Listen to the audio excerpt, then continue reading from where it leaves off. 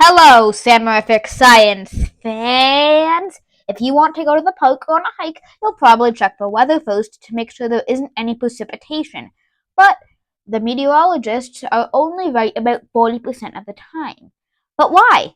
Today we're going to unfold the world of rain.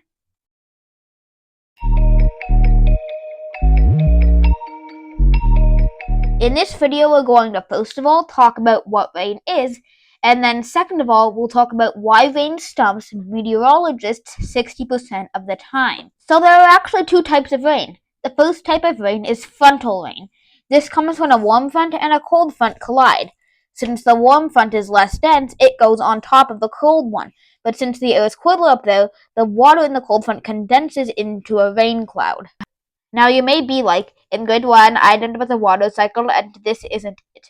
Well, here you go. 60% of the rain does come from the evaporation, accumulation, and precipitation and all that stuff.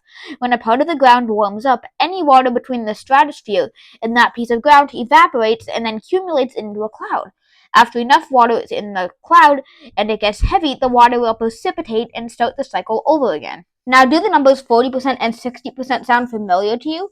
40% is the amount of rain that is frontal and the amount of time that the meteorologists are right about precipitation, while 60% is the amount of convective rain and the amount of time that the meteorologists are wrong about precipitation.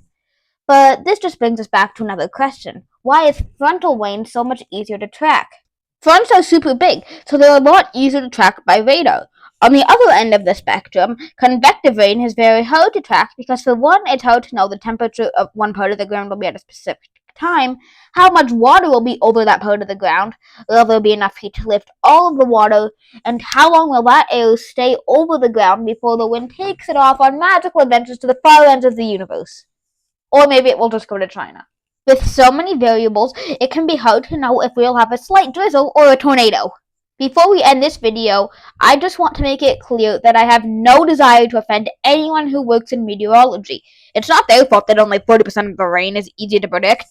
Anyway, that's about all for this video, Sam-ariffic Science fans. I hope you enjoyed, and thank you for watching.